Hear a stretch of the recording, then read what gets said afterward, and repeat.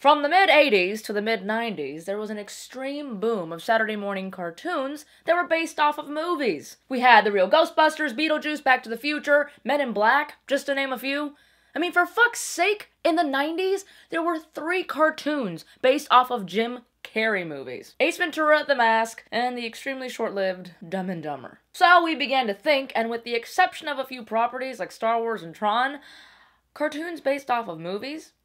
Yeah, we don't see too much of that anymore. So we began to ponder, as we often do, and we thought of some films that we would like to see take a trip down Toontown.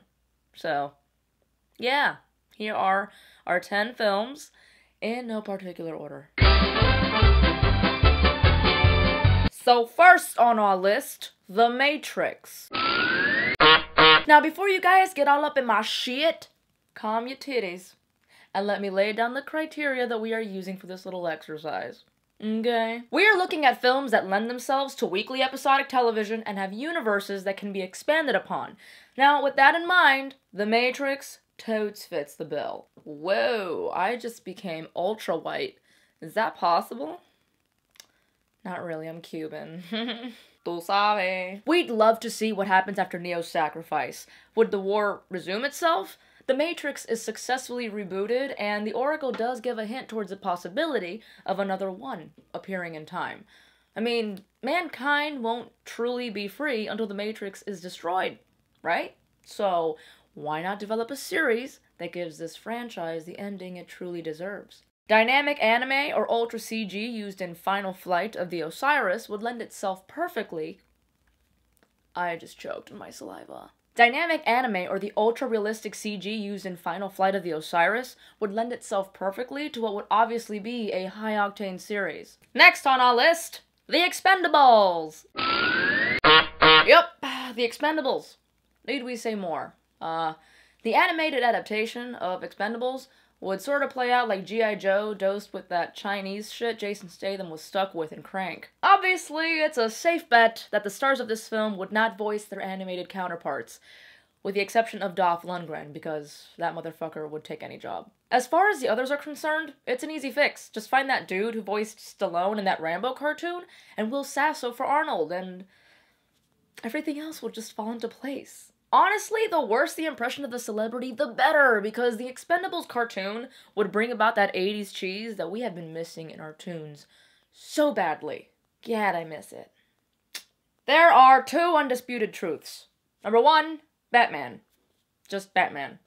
And number 2 is that dinosaurs will never not be fucking cool. Therefore, third on our list is Jurassic Park.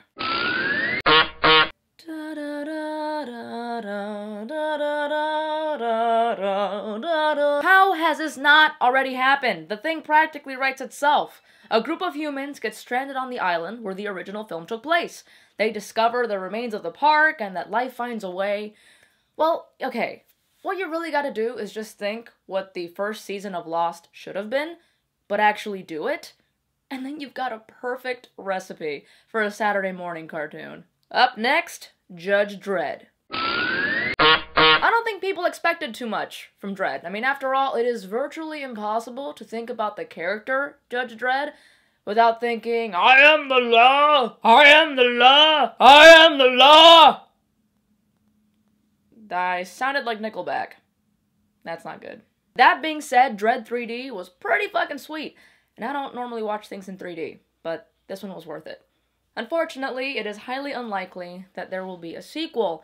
However, we did receive a comic book continuation of the film universe with Dredd Underbelly. So why stop there? Let's take it one step further, huh? Hello? Hello, HBO? Remember how badass the Spawn animated series was? Well, a dark, ultra-violent Judge Dredd animated series could really be something special here, especially for a network that continues to push boundaries when it comes to their original programming. God, that would be so amazing. Oh my god. Coming right at ya, Hunger Games. May the odds be ever in favor of a Hunger Games tune. There's a lot of history before Katniss Everdeen ever drew an arrow for her sister, her district, and her survival. So I'd say that's a pretty good place to start. An in-depth prequel series that details the genesis of Panem and the games themselves would be pretty freaking sweet. And if for nothing else, it would be lucrative as hell. Expanding on a cultural phenomenon usually is. Perhaps they can focus on the 50th games, therefore making Haymitch our main character and fleshing out his story completely. All I'm saying is that there were 73 games before the events of the books and the films. Therefore, there are a stun of stories that have barely been touched upon. So yeah, that would be, pretty nice. Guess what the next one is? Hot Fuzz. I know I didn't give you much time to guess, but fuck you. Hot Fuzz. After taking out Sanford's evil neighborhood watch alliance, what's next for Nicholas Angel, Danny Butterman, and the rest of Sanford's police department? I'll tell ya. A frickin' sweet idea for a cartoon. The NWA may have been a necessary evil in keeping Sanford the best little crime-free village.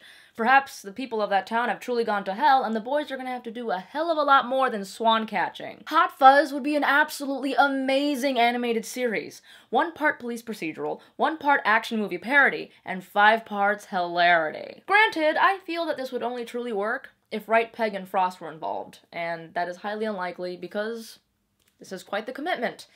And couple that with the fact that all 3 men are high in demand and probably want to move on to other projects. Next on our list, Pacific Rim.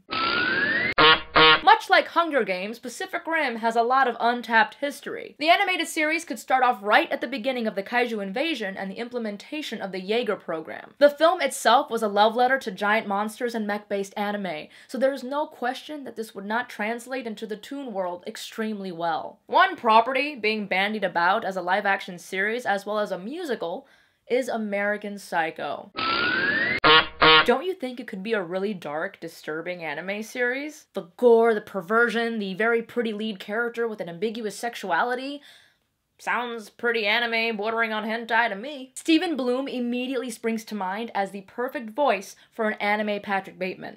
Now, I know that this is one of our more offbeat suggestions, but it kind of makes sense when you think about it.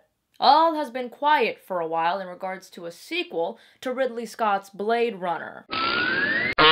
However, a prequel series is something that fans have been pining after for a very long time. Think an amalgamation between Ghost and Cowboy Bebop with the noir flavor of Big O. The series would follow Deckard's early years, taking out rogue replicates, all the while pushing the question forward as to whether he was truly one himself. Quentin Tarantino had a plan for Kill Bill Volume 3.